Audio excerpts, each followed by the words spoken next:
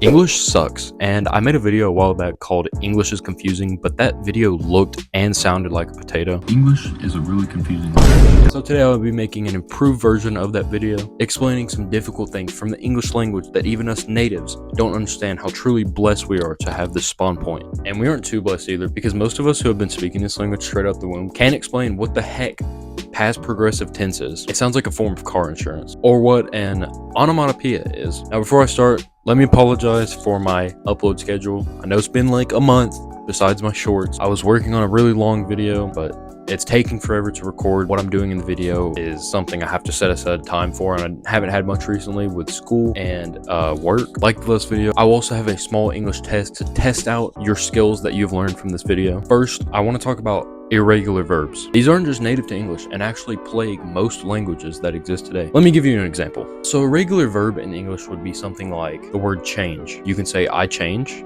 I changed, or I have changed. Pretty simple, and most verbs follow this pattern. But then for whatever reason, the idiots that created more verbs wanted this to be difficult, probably so that there would be enough information in English to learn to spread out across 13 years of teaching. So then they made words like awake. Unsalted butter, I'm a foreigner, let me guess.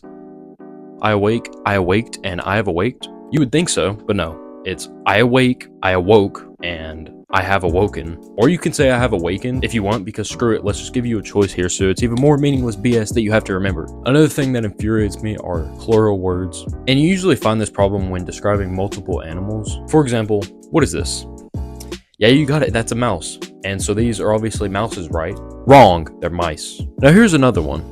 This is obviously a goose. Now maybe you'll have a better chance at this one. What are these? Geese? Ah, correct. Just kidding, it's geese. I have two more examples. This is a picture of a deer. Now what is this? Deers? Dyers? Maybe even deers? No, you don't change it at all for whatever reason. It just stays deer. It's just deer. It's all deer. Now here's the last one, and surely this will be easy because this one we actually already had it. This is also called a mouse. What are these? I'm sure it's mice, right? Wrong. It's mice if you want it to be, but also mouses is grammatically correct here, because for this one we'll make an exception because we can. Also, I hate the word run, and that's not because of my hatred for cardio exercises, but it's because it has 645 definitions. I'm not joking. You can look this up. A few of them, obviously running in a race, running a business. That's about all I got. I don't know, but there's 643 other. Last thing I want to talk about is borrowed words. So much of English is not original, and instead we just took words from other languages and didn't bother to translate them, which leads to a lot more silent letters and foreign pronunciations. Here's a short list of all these words that we use that are borrowed. Ketchup, pajamas, chocolate, cookie, chef, karaoke, ballet, banana, and paparazzi. Okay, maybe that one is more obvious than the others that it was borrowed, but you get the point. But yeah, so basically to sum it up, English inventors were very lazy, and when they weren't, they were busy spending their time making it 10 times more confusing than it has to be. Now it's time for 3 levels of English to test your understanding. The first one is one that a literal toddler could easily understand. Are you feeling sick or well today?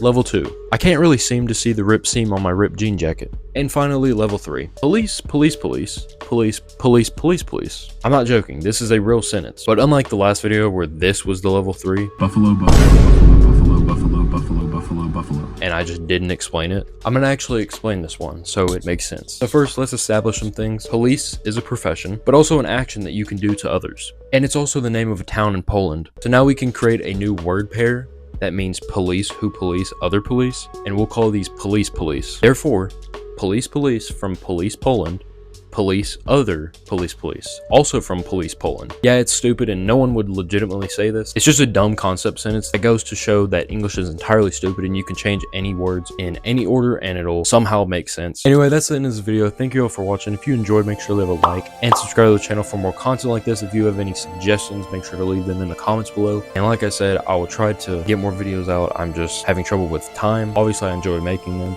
and hopefully one day can turn into a career, but I'm trying to balance some time out, and it's hard, especially at the end of my senior year. But anyway, I definitely have a lot more coming, so stay tuned and subscribe if you want to see what I have in store. Yeah, with that being said, I'll see you on the next video. Thanks for watching.